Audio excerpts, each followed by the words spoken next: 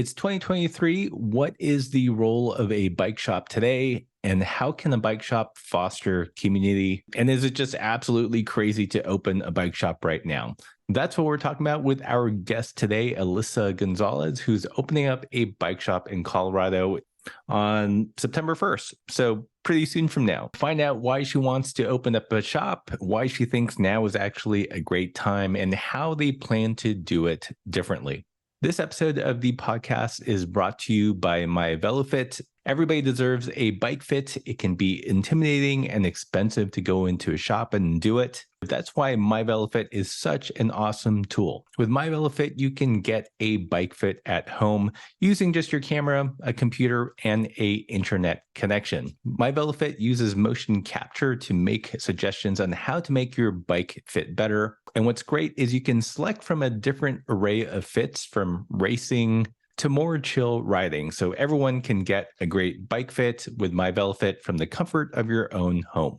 With all that said, let's hop into the podcast. For those that may not know who you are, tell us a little bit about your background in biking. My name is Alyssa Gonzalez. I live in Boulder, Colorado. I started cycling 2 years ago, which is not that long ago, but I got into biking after seeing Marley Blonsky's All Body on Built or Bikes film, and got really interested in bike packing and gravel riding, and saw it as a more welcoming and inclusive type of cycling that I hadn't really seen before. And then over the last 2 years, I've really dove headfirst into a lot of advocacy work and community organizing, mostly focused around just getting more people on bikes and whatever type of way they want to be on bikes, trying to help support that. I mean, I love that you've not been into it that long. Like, I'm curious what your perceptions of cycling were prior to seeing that. The stereotypical views of what cycling looked like. I think I had only seen a lot of mountain bikers and road bikers. So like the road biking, like just full Lycra, kind of like doing their workouts on the roads in Boulder and stuff, and just like looking very sleek, tucked in, like just very aggressive riders, all in huge packs. And then mountain biking, you had to be like the bro.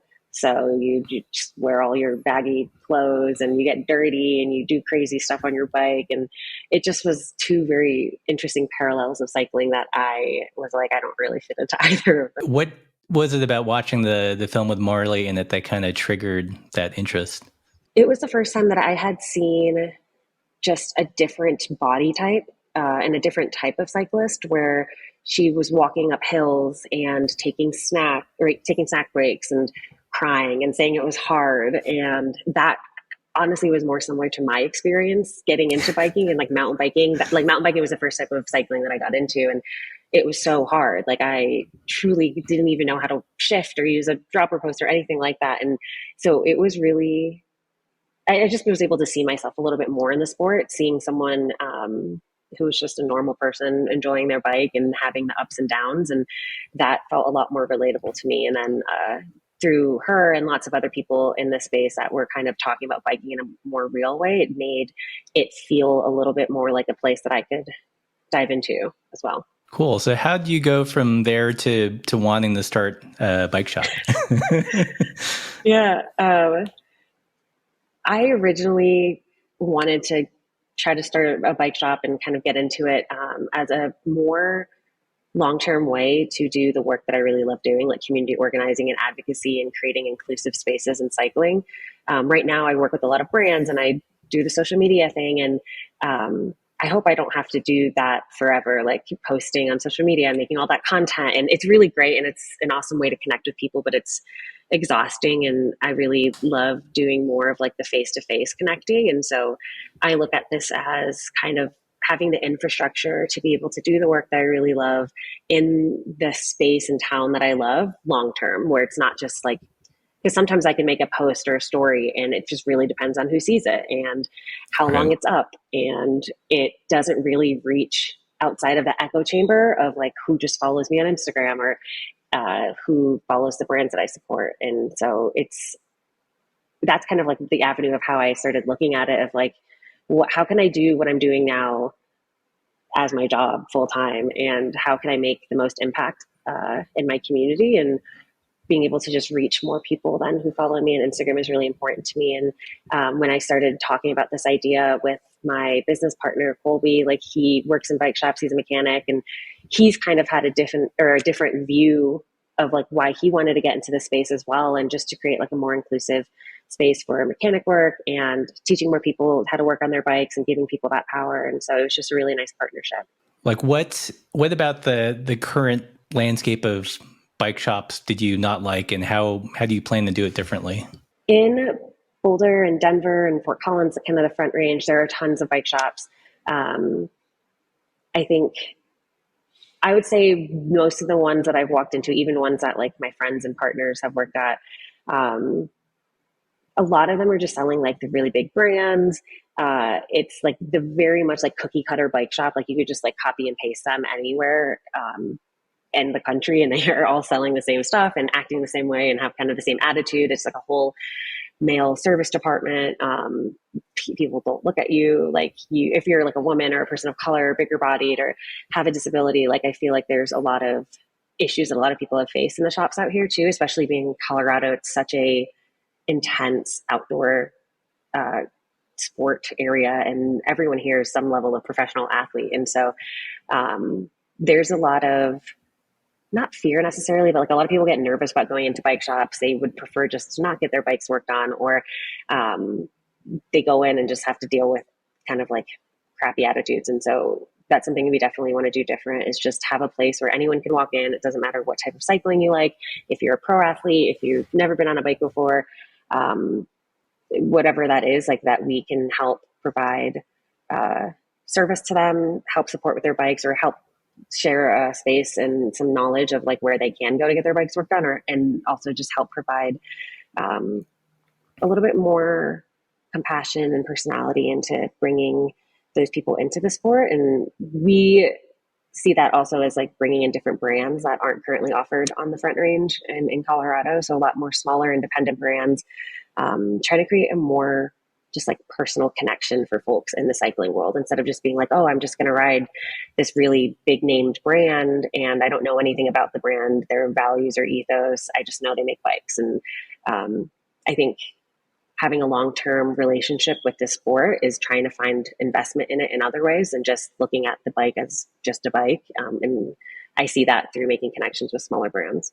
Aside from retail, are you guys going to do any kind of programming to engage with the community, or what else outside of just selling stuff? Yeah, we are operating now in our minds kind of as like a community first and a community focused shop. And so the selling stuff and service is really secondary to the community work that we want to do. And that is anywhere from like group rides, inclusive group rides as well, like no drop rides, different types of workshops, clinics, events, a lot of stuff like on and off bike, just to connect the community in ways to help make it feel a little bit more welcoming, a little bit more inclusive, and then provide a little bit more knowledge to everyone here about their bike. I guess we should just back up a little bit. What's the name of your bike shop, and where it's located, and when are you guys opening? Yeah. Treehouse Cyclery, and we're opening September 1st in Denver, Colorado. Cool. How'd you come up with the name? Yeah. Honestly, Colby, my business partner, came up with it. We came up originally with the idea of like trying to open a bike shop on a trip, a long road trip out to Hurricane, Utah. And we were driving and just kind of like talking about stuff. And I was like, what would we call it? And the first thing he said was Treehouse Cyclery. And it kind of just stuck from there. And it really embodied a lot of stuff, like just like the feeling that you get when you walk into a treehouse and like all these different things. And it came to us very naturally, which is we were very grateful for, because I know coming up with things is very tough. Are there any shops that you visited that you're kind of modeling some aspects of your shop after? Yeah, I mean, we were really lucky to be able to visit a lot of the shops that we look up to, and also talk to a lot of those owners. And they've been super helpful in kind of the whole process of what we're doing. And this is Colby and my first time ever owning a bike shop or starting our own business. And so a lot of other bike shop owners have been extremely helpful with just like what they learned and things to watch out for. But Hope Cyclery in Johnstown, Pennsylvania, with Jared, he was a huge help from the beginning. the folks at Back Alley Bike Repair in Seattle, as well as Good Weather Cycle, Jason. We've talked to Bailey at Sincere Cycles down in New Mexico. And then the folks at Golden Saddle have been good friends of mine, Kyle Kelly. And he shared a lot about kind of just like his experience with us as well. But we've just looked at a lot of these spaces in our minds that are, I mean, all those shops that I just mentioned, they're like bike shops, but it's places that people go to hang out and have community. And it's a spot that you want to visit when you go to certain towns. And that's kind of what we're hoping our shop can be too. It's just more than just like a place for people to run by real quick to get a tube, a place that they want to spend time and create an investment in. Yeah. All those shops are pretty cool. I think one thing that's unique about them is they're all run by younger business owners. It's not like the same bike shop that's been around for 50 years. It's kind of like the second or third wave of a bike shop owner. Mm-hmm. What else, like in the space that you're building out, like how are you guys are you having a common area, or are you serving coffee, or like what other kind of physical things in the shop are you guys working on? We're lucky to be located right across the street from a really great coffee shop. So we don't have to do the bike coffee thing, which is lovely because I don't know anything about owning a coffee shop. But we have about 1,200 square feet of space. And then we also have a basement that we're going to be building out to do a bike packing gear library. So the basement's kind of the secondary stage of things. But upstairs in the main floor, we will have our service area, which is being built behind me and kind of on the desk that I'm using right now. We'll have a lot of space for retail and apparel and accessories. And then we are building a bench to be able to have like people hang out and do stuff here. We'll have some small snacks and beverages, but kind of making it a very open spaced shop. Just a shop for now, though. No extra amenities at the moment. Yeah. Nice. Tell me more about the gear library. So I'm me and 3 other people are leading the Radical Adventure Riders Front Range chapter. And they expanded with 11 new chapters this year. So now there's 21 across the country. And part of what our group is doing is building a bikepacking gear library. And luckily I am owning a bike shop now, so we can house it out of that. And so the bikepacking gear library will be a space. Right now we're trying to build at least enough inventory for 8 to 10 bikes. And then our second phase of that is getting 8 to 10 bikes for people to also be able to use. But it's kind of how we are looking at eliminating some of the barriers around bike packing and touring and trying to make it a little less scary for folks. Because it's like the idea of going out and camping is tough for some people, and then putting all your things on a bike and then biking it to one place to go camp is even tougher. And then just the gear alone, I mean, like getting a lightweight tent or even a tent that fits on a bike and panniers or bags, you're spending hundreds of dollars before you even know you like something. So hopefully people can try out certain brands, different types of bags, take time to even just like practice putting their bags on their bikes and packing it up before they are right about to go on a trip. And we've been collecting gear from the community for about 6 or 7 months now, and going to start reaching out to some brands too to have some variability and support in there with some of the other items. How would loaning it out work? Does someone literally get like a gear library card, or how do you manage it? Yeah, we're going to be loaning it out right now to anyone who's a part of the BRAR Front Range chapter, and then we're going to have a membership program at our shop. And so people who are members of the shop, just to make sure that we have some amount of information from people. And we're going to be logging it all through our POS system and stuff. So it'll be similar to like checking out a book at a library, except it'll be a piece of gear for your bike. Yeah, I've been seeing more and more shops do that, which I think is brilliant, just because a lot of things are super expensive. And like you said, it's a huge chunk of change to invest in something that you may not like. Yeah, definitely. And we're hoping, in the future, once we're able to kind of like build out the gear library and understand how that works, we'd love to do like a saddle library too. Like, we know Gladys does that, and it's super cool. And saddles are one of those other things too, that like, it's really great to try it before you buy it, because you're going to spend a lot of money, and a good saddle is definitely worth it. It's 2023, and I'll peruse Bicycle Retailer on occasion, and one of the words that keeps on coming up is industry headwinds.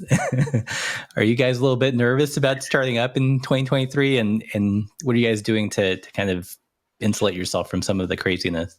We're looking at it as we're kind of at an advantage in some ways as a new shop opening right now because we have the ability to scale and not, and also we're opening like coming into fall and like the bike season is going to start slowing down, and we are doing that intentionally to start off slow, not have to like have a crazy amount of inventory and tons of bikes on the floor and be left with this idea of like now we have to sell everything really quickly and have all this money just like hanging around. And a lot of the folks that we've talked to who have given us lots of advice have pretty much been saying that like bikes are slowing down. Like a lot of people aren't buying bikes and a lot of people aren't buying frames. And that's what is left in a lot of bike floors and bike shops right now. So we feel lucky that we weren't open during the pandemic in the last few years where we bought too much. Now we have like a ton of inventory. And so that is kind of an advantage of that space. We're still also definitely looking at the headwind that is in front of us and trying to just be conscious about what we're purchasing. We're really talking to our community and trying to gain a lot of insight about like what stuff are they actually looking for right now.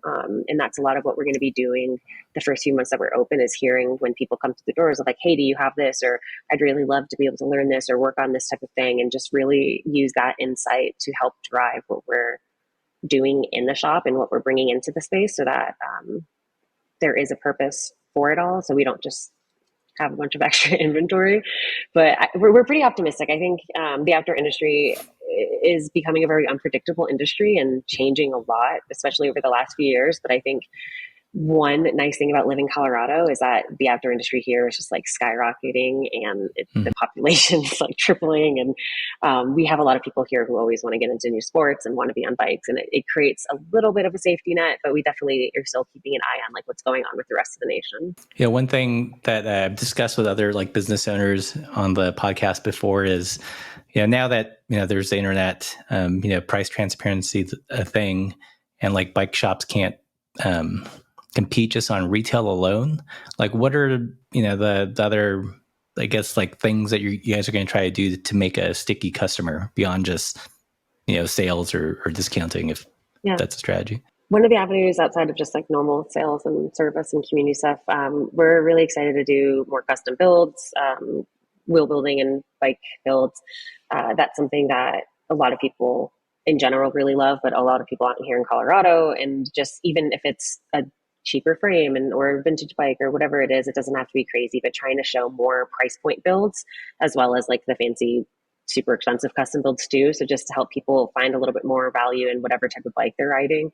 And on top of that, we're creating membership. So that will create some incentive to keep people coming in, going to certain events. It'll give them discounts off of certain stuff and opportunities for like service discounts and access to the gear library. And so that's one of the other things. And then we're working with mostly independent and smaller brands. And so that gives us an advantage to not have to have as high like minimum purchase orders and how much we're buying up front. And so something that we'd really love to do is just kind of rotate through brands that we're bringing into the space and not be super tied down to like, this is the only bikes that we'll have and these are the only types of bags. And so it'll give us an opportunity to really just work with a lot of different people all over the country and the world who are doing really cool stuff in the bike world. And then just keep bringing in new products and refreshing stuff on the floors and hopefully getting people excited about being able to see some of this stuff in person for the first time or being able to try out new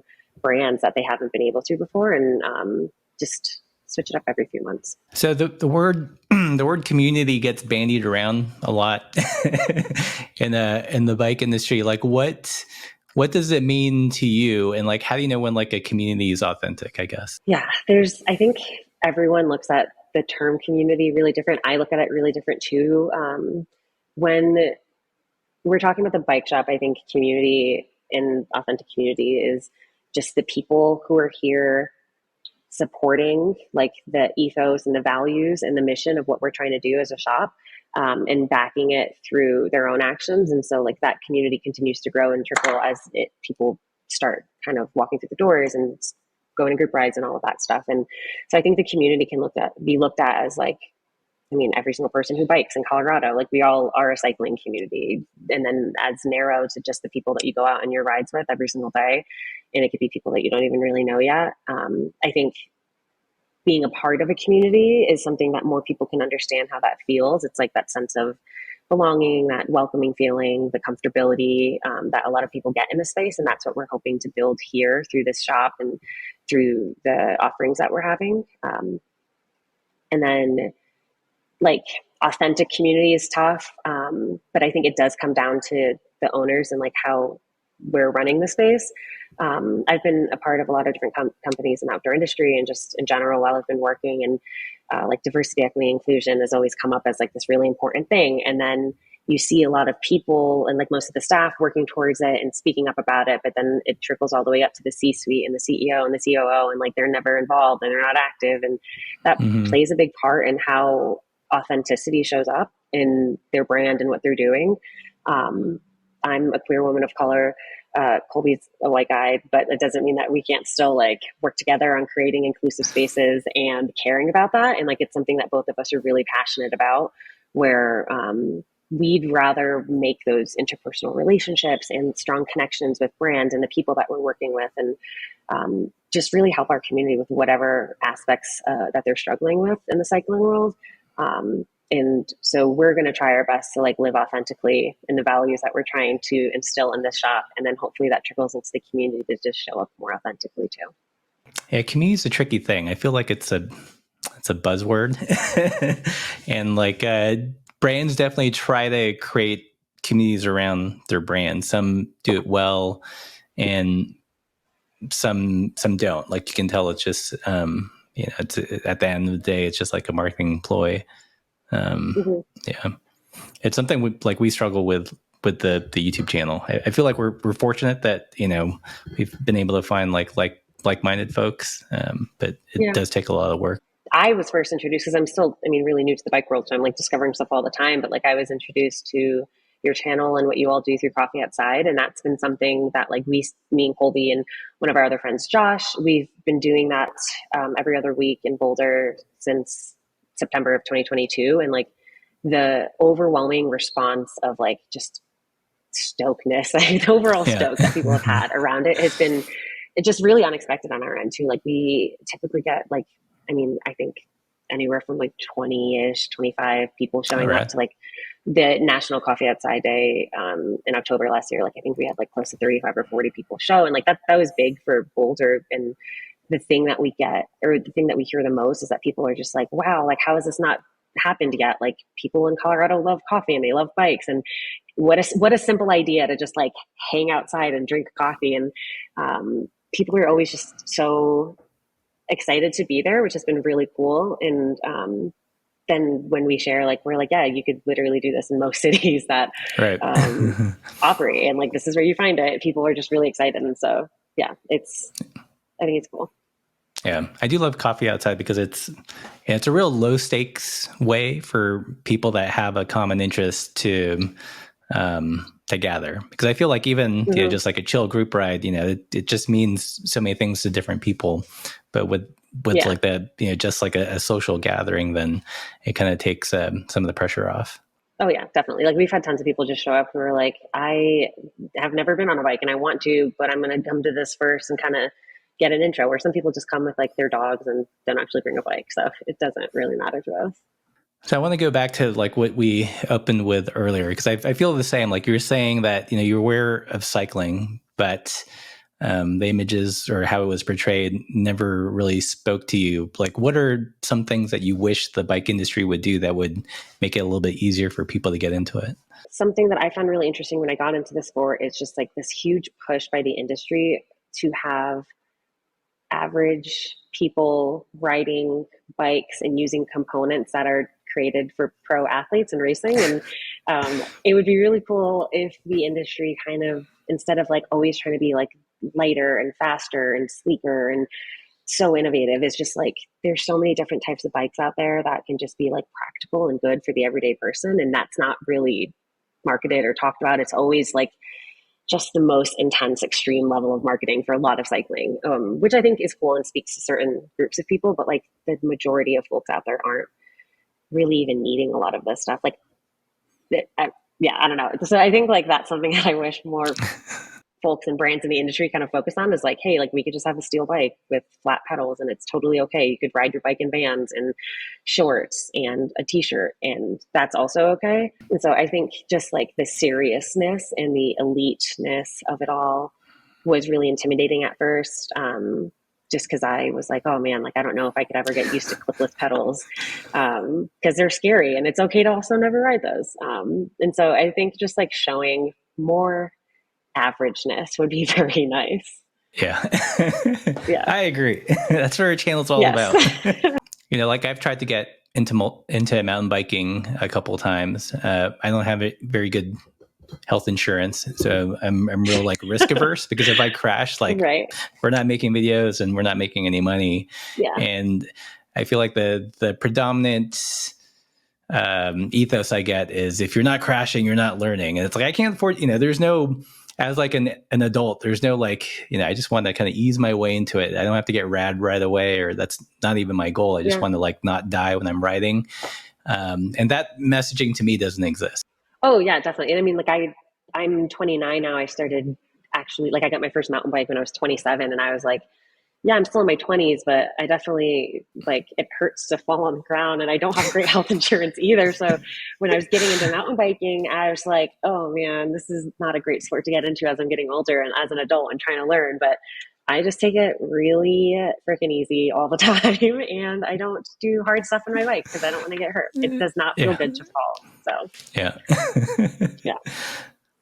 What else are you like super passionate about and want people to know, I guess? My background is in design, and that's what I studied in school. I got my bachelor's in creative advertising and my master's in user experience design, and that's something that I've really brought into my advocacy work in the cycling world, is mostly like a lot of the user experience stuff. And I think it's really interesting how much you learn by just having one conversation with people, or just asking them a few questions about what type of biking they like and what does it take to make them feel included in spaces. And I think the whole like diversity trend and community building in the outdoor industry right now, a lot of brands think it's so tough to actually figure it out, but all it takes is just like slowing down a little bit and talking to the people that are buying their products. And so that's been something that's like really informed even this shop, is just talking to like so many different types of people all over the country while I've been doing a lot of the work that I do, and just recording all that information and remembering it and kind of storing it, and like, oh cool, if I ever open a bike shop, this would be the super or the most helpful stuff. And so that's been really nice, and just kind of free market research as I've been plugging along. So. Yeah. So I guess like what inclusion is important. How do you make like the physical space of the bike shop, how do you make it more welcoming? Well, we want it to be a space that like any person with a disability or wheelchair can come into. And so we're being conscious of like how much walkway we have, and are people going to be able to reach stuff on certain heights. And so like just that accessibility piece is important to us, because we don't want it to be limiting to folks coming in. But then in terms of just like creating a welcoming space, like man, a lot of that is going to be just like, as we continue to build up the space over the next few months and stuff, just like the way that we design it, it has a lot of open windows and light. It's going to be airy, but we're going to have spaces for people to hang out. And so hopefully that creates more of like a less stressed vibe, that people aren't like, oh, I have to run in and run out, and they can hang out while their bike's getting worked on. Or if they just want to like read a book by the window after a bike ride, like that's totally cool too. And a lot of that is hopefully just going to come from like our energy and vibe, and so you're going to try to avoid the man cave vibes, I guess. Yes, I don't personally want to be in like a dark man cave. I don't think most people do these days, but we're lucky to have found a space that's just like, it's right on a corner. There's a ton of windows, a lot of natural light, really high ceilings, and so it just feels really nice in here. and we have eight. What brands are you going to carry? Have you guys nailed down any bike brands or brands yet? Yeah, so starting off slow. Right now, I mean, we're with QBP and BTI and JBI and all those, so we can get access to Surly, All City, Salsa, which we love all of those brands, and so happy to bring those into the shop when folks want. We're starting pretty small with our bike inventory. Right now, we're only bringing in Bossy Bikes from C&L Cycle in Montreal. And so we just ordered 6 of their frames. We're going to build up a few of them and then just have a few of the frames here. We're currently the furthest west dealer that they have in the US. And so that's exciting for us to be able to work with them and just bring something fresh to Colorado. And then bag brands, we're starting off with Swift Industries, Outer Shell, and my friend Will owns Farther Bags in Memphis, Tennessee. And so we're going to bring those in as well too. And then kind of just start from there and see where people are excited. We're going to bring in a few things from Sedera as well. And cool. Yeah, I'm familiar with Bossy. I haven't seen any of their bikes personally, but it's cool that you guys are bringing them in. Is it the Hogsback or which models? We're bringing in the Hogsback, Coyote, and I think the Montreal. Cool. And so the Coyote is their new, a little bit like more beefy version of the Hogsback. And then the Hogsback is just their typical ATV build. But I grew up in New England and I spent a lot of time up there still. And I was introduced to them through some folks in, the folks at Winooski Wheels in Winooski, Vermont, near Burlington. And so they're just like cooler, smaller brand, just doing really nice stuff out of Montreal. And it's exciting to just work with someone on a more personal level. And they're really excited. The team wants to come out here too and check out the shop. And so that's going to be fun. What's been the process like getting the shop together? Is it harder or easier than you expected? I would say 90% of it has been easier than we expected, and we've been very lucky. And then the 10% has been really hard with like just the financial side of things and like both of us not having business degrees. But man, Google really has the answers to everything. And like I truly feel like I have an MBA over the last like year that I've been researching all of this stuff. But it's surprisingly easy to find out everything you need to start a business. Like I just Googled like what are the steps to opening a brick and mortar store, and the like state of Colorado has it all just laid out. And there's like small business development centers here in Denver and Boulder, which have been super helpful. Like we just had a call with one of the small business development centers, and they just gave us like, here are the 10 things you need to do, and this is the paperwork you need to file, and these are the licenses you need to get. And we were like, oh, cool. Well, I guess we'll do that. And then just like the financial piece was the toughest part, just like not being homeowners and not having a ton of equity to put against a loan, or not being already open. Like as a shop, a lot of the time they look for folks to be open just to show that it's a viable source of income. And we both quit our jobs to work full time here. So we're technically unemployed in the eyes of the state. So, but for the most part, it's been like we were also the space that we moved into. Like it used to be a bike shop. I think it closed down in 2020. It was Chocolate Spokes. At the time, they were the only like Black owned shop in the state. And I think he's off teaching now at one of the universities, but we're in Gregory's old space. And so a lot of like, there's still slat wall that's left over from when he was here.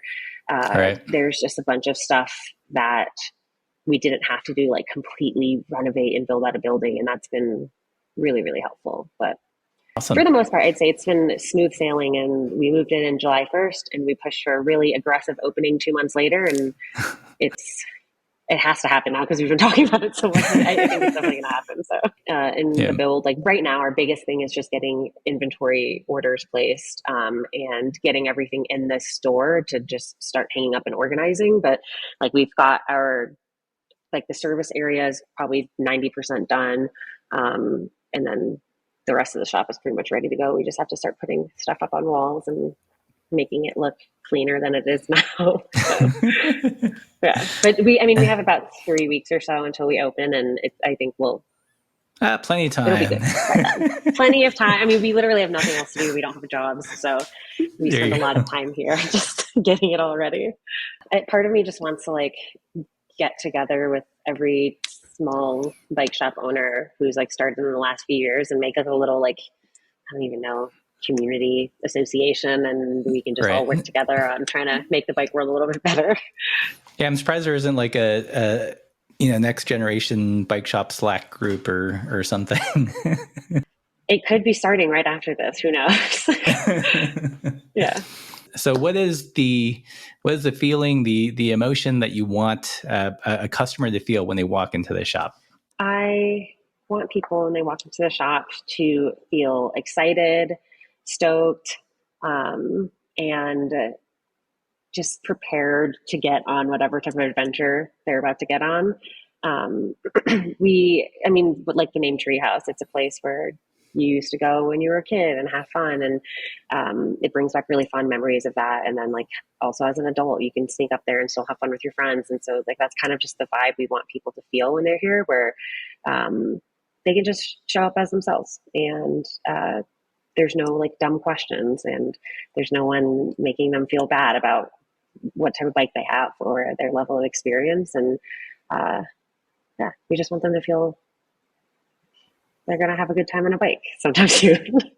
That's awesome. I do like the there is no dumb questions part, because I always feel like a constant noob I'm always picking up hobbies. So I'm always very familiar with like the mental state of a beginner. That's who I try to address on the YouTube, and I feel like it's overlooked. There's a lot of it, like assumed knowledge and making you feel bad if you don't know the specific term. Yeah, definitely. Or I mean, even like I know so many people who have been biking for a lot longer than me, and like they don't know how to fix a flat or like put a new tube in their bike. And it's just little things like that where they're like, oh, well, it's been too long now. Like I can't ask that question. And we just really hope people can shed some of that stress coming in here and being like, look, I have no idea how to even like pump up my tire. Like, what do I do here? And we could just support them in that. Thanks everyone for watching or listening.